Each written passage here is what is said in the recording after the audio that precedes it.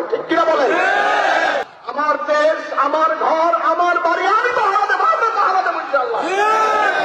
আপনাদের ব্যর্থ হন আমাদের কাছে, আমরা দাঁড়িয়ে যাবো মরার ইনশাআল্লাহ, ঠিক কিনা বলেন? 1 ইঞ্চি মাটিও বাংলাদেশের কাউকে আমরা দেবো না ইনশাআল্লাহ। কে কে আছি দাঁড়ায় থাকবি? এখন তো সম অধিকারের দাবি উঠেছে, বোনেও ভাইও 2 ভাগ পাইবে, বোনেরও 2 ভাগ দিতে। নাউজুবিল্লাহ, আসতে কইলেন জোরে কম না? নাউজুবিল্লাহ। আল্লাহ দিয়েছে 1 ভাগ, কয় ভাগ দিচ্ছে? পুরুষের কয় ভাগ? 2 ভাগ। মহিলার কয় ভাগ? 1 ভাগ। হাজরিন, বিভিন্ন রকম এই নারী, আপনার নারী বিষয়ে একটা কমিশন গঠন করেছে, যেখানে বিভিন্ন বিতর্কিত আইন তুলে ধরেছে প্রধান উপদেষ্টার কাছে।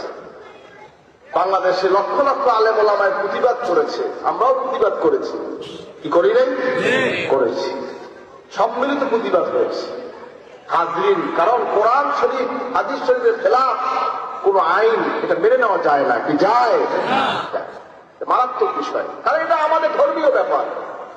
আমাদের ধর্মীয় বিষয়কে আইন করে কি এগুলি কি থামাই রাখা যায় নাকি? এখন যদি আইন করে কেউ নামাজ পড়তে পারবে না, কি এটা কি সম্ভব? এটা কি সম্ভব? এটা আইন করে সম্ভব, এটা আমার ধর্মীয় অধিকার। হাজরিন, কিন্তু সেখানে দেখা যাচ্ছে বৈষম্য বিরোধী আন্দোলন অনেক কিছু করেছে বাংলাদেশের জনগণ, কিন্তু দেখা যাচ্ছে এখন মুসলমানদের সাথে বৈষম্য করা হচ্ছে, ঠিক কিনা বলেন?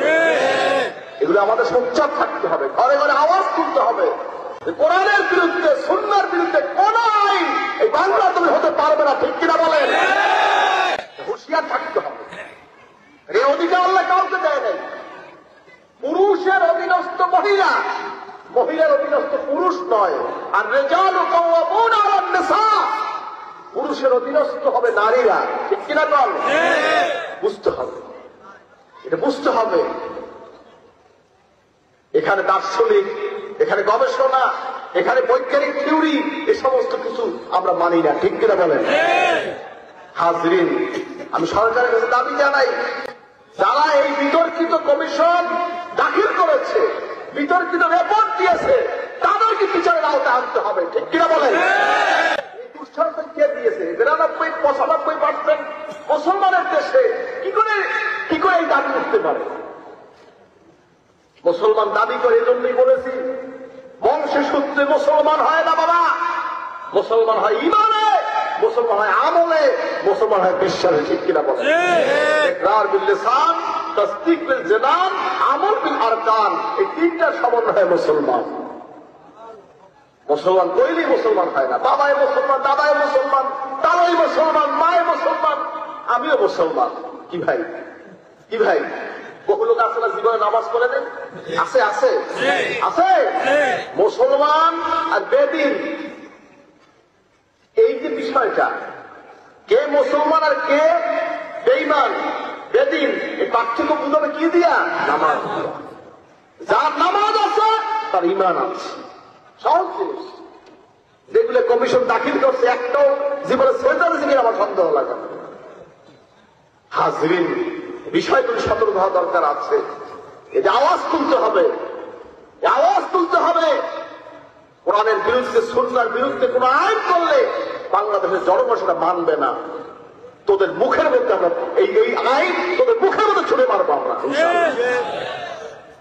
হাজরিন, কারণ মারাত্মক বিষয়, ধর্মীয় অধিকার, ধর্মীয় বিষয়। ধর্ম নিয়ে রাষ্ট্রের কোন অধিকার নাই ধর্ম নিয়ে কথা বলবো। কোরআন যেভাবে বলছে, হাদিস যেভাবে বলছে, সেইভাবে মুসলমানদের নীতি আদর্শ চলবে। মুসলমান কেমনে চলবে? হ্যাঁ, বাংলাদেশের জনগণ কেমনে চলবে সেটা আইন করতে পারে, ভিন্ন জিনিস। কিন্তু মুসলমান কেমনে চলবে এই আইন করার অধিকার প্রমাণ নেই। মুসলমানের আইন চলবে আল্লাহ হুকুম মোতাবেক, নবীর নির্দেশ মোতাবেক, এর বাইরে কিছু হবে না। আপনি আওয়াজ তুলুন, প্রতিবাদ করুন, যে যেখানে পারে, যার তার আইনকে প্রতিবাদ। যতদিন এই বিষয়ে পরিষ্কার বক্তব্য সরকার থেকে না আসবে, আমাদের প্রতিবাদ চলবে, চলবে, ইনশাআল্লাহ চলবে, ঠিক কিনা বলেন? এই সমস্ত সাহিত্যকে বাংলাদেশ চলবে না। কারণ অনেক কিছু বিদেশি ইজম, বিদেশি থিওরি বাংলাদেশে আসতেছে।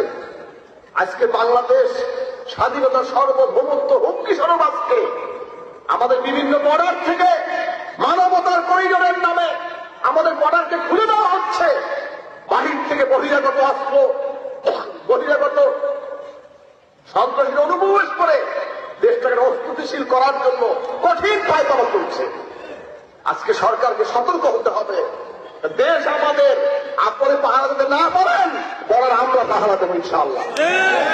কে কে রাজি? নারায়ে তাকবীর। আমার দেশ, আমার ঘর, আমার বাড়ি, আমি পাহারা দেবো, আমরা পাহারা দেবো ইনশাআল্লাহ।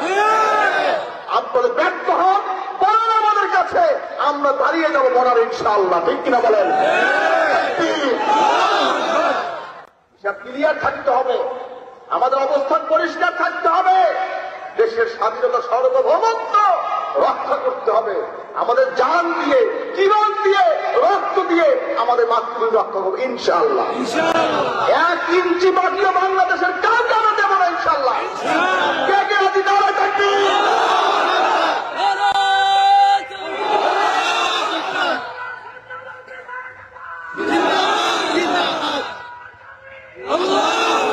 কারণ দেশ থাকলে, গেলাস থাকলে দুধও খাওয়া যায়, মধুও খাওয়া যায়। দেশ থাকলে সব হবে। দেশ যদি বিনষ্ট হয়, স্বাধীনতা সার্বভৌমত্ব ধর্ম হয়, এ দেশ দিয়ে কোনো কাজ হবে না। আল্লাহ তাকে দেশটাকে হেফাজত করবো না আমিন। লক্ষ লক্ষ আউলিয়া কিরামের চোখের পানি বাংলাদেশে রয়েছে। লক্ষ লক্ষ আউলিয়া কিরামের কবর, মাজার এ বাংলাদেশে আছে কি নাই? বাংলাদেশকে কোন অবস্থাতেই বিদেশি কোন এজেন্ডা বাস্তবায়ন করতে দেব না ইনশাআল্লাহ। আমরা সতর্ক থাকবেন। যখন ডাক আসবে জমিয়তে হিজবুল্লাহর নেতৃত্বে আমরা এই বিভিন্ন বিষয়ে প্রতিবাদ করব, আন্দোলন করে করবো। ঠিক কিনা বলেন? আপনারা সোচ্চার থাকবেন। এখন আর ঘুমাই থাকার সময় নাই। আমার দেশ রক্ষা করতে হবে আগে। স্বাধীনতা সার্বভৌমত্ব রক্ষা করতে হবে। ইসলামী কানুন, মুসলমানদের অধিকার আমাদের আদায় করতে হবে। আজকে দেখেন বন্ধু রাষ্ট্র আমাদের, সেখানেও আজকে ওয়াকফ বিল পাস করা হচ্ছে। অর্থাৎ আমাদের পূর্বপুরুষ মোগল সাম্রাজ্য তারা বিভিন্ন মসজিদ, মাদ্রাসা, এতিমখানা, লিল্লাবলি এগুলো ওয়াকফ স্টেট করেছে। সেই অক্ষকে ভেঙ্গে এখন সেগুলো সেখানে অক্ষ প্রশাসন করতে হাতে সেগুলোকে নিয়ে যাওয়ার পায়তারা চলছে। ভবিষ্যতে বাংলাদেশে এই হামলা আসতে পারে। পারে কি পারে না? পারে কি পারে না? হাজার হাজার মাদ্রাসা, হাজার হাজার মক্তব যাবে কোথায় এগুলো? হাজরিন ভাইরা আমার, এই চিন্তা যেন কেউ না করে। যদি এই চিন্তা করে আমরা এখানে রুখে দেবো বাংলাদেশে। অন্য যারা এই ধরনের ষড়যন্ত্র যদি বাংলাদেশে করে আমরা সে রুখে দেবো ইনশাআল্লাহ। ঠিক কিনা বলেন? বিষয়গুলি ক্লিয়ার থাকবে, পরিষ্কার থাকবে। ছাড় দেওয়ার কোনো সুযোগ নাই। কারণ ইসলামের ব্যাপারে, দেশের স্বাধীনতা সার্বভৌমত্বের ব্যাপারে আমরা কাউকে ছাড় দেবো না। আল্লাহ পাক আমাদের সকলকে হেফাজত দেবো না আমি।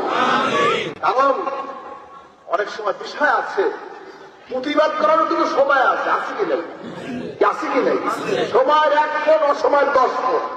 এখন সময় হয়েছে প্রতিবাদে। এই জন্য আমাদের প্রতিবাদ চালিয়ে যেতে হবে। কারণ আমাদের কাছে কোনো ব্যবস্থা নাই। আমাদের কাছে চোখের পানি আর মুখের জবান। ঠিক কিনা কন? আমরা প্রতিবাদ করবো মুখ দিয়ে, আর চোখের পানি সে রাতের আধারে আল্লাহ কাছে বলবো, আল্লাহ তুমি এই দেশটাকে রক্ষা করো। বলেন আল্লাহুম্মা আমিন। দোয়া করুন আল্লাহ পাক এই দেশে স্বাধীন একটা সরকার যেন আল্লাহ ব্যবস্থা করে দেয়। নির্বাচিত একটা সরকার যেন আছে, যার মাধ্যমে দেশটা রক্ষা হয়, কওম মিল্লাতের খেদমত হয়। আল্লাহ সেই ব্যবস্থা করে দেয়। বলে আল্লাহুম্মা আমিন। আল্লাহ কবুল করুন আমিন। কারণ আমরা রাজনীতি করি না। যারা রাষ্ট্র পরিচালনায় থাকবে তাদেরকে পরামর্শ দিনের ক্ষেত্রে তালিম দিব আমরা। এটাই আমাদের কাজ। হাজরিন, চেয়ারে বসে রাজনীতি করতে হবে এমন শর্ত আছে নাকি? এই কথা কার লাগে শর্ত আছে নাকি? আমরা চেয়ার ছাড়া রাজনীতি করব, পরামর্শ দিব, এটাও রাজনীতির সামিল হওয়ার অন্তর্ভুক্ত। কারণ এই যে বাংলাদেশে বিভিন্ন আইন হয়েছে, রাষ্ট্রধর্ম ইসলাম, ছুটির দিন শুক্রবার, রেড ক্রসে রেড কিচেন, হাফ প্যান্টের মধ্যে ফুল প্যান্ট, এবার আপনার স্কুল ইসলামিয়াত, সব ধর্ষণের দাওয়াত যেগুলো হয়েছে আলহামদুলিল্লাহ। সংবিধান বিসমিল্লাহ, সব এগুলো ধর্ষণের দাওয়াত হয়েছে আলহামদুলিল্লাহ। মাদ্রাসা শিক্ষকদের এমপিও, এই বেতনের ব্যবস্থা সব ধর্ষণের দিকে হয়েছে আলহামদুলিল্লাহ। আমাদের দাবিতেই এগুলো উপস্থাপন হয়েছে। এই বিষয়গুলি খেয়াল রাখবেন। আল্লাহ পাক আমাদের সকলকে আল্লাহ হেফাজত করবেন, আমিন।